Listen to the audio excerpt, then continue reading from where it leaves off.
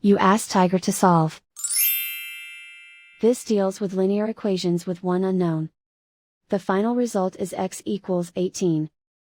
Let's solve it step by step.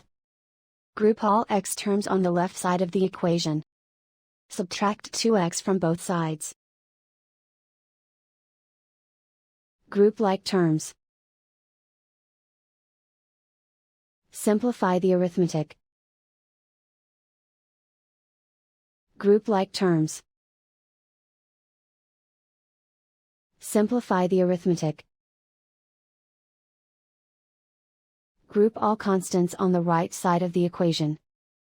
Subtract 12 from both sides.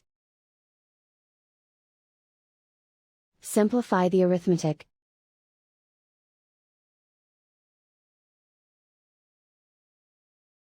Convert the x into a positive number. Multiply both sides by -1. Remove the ones. Simplify the arithmetic.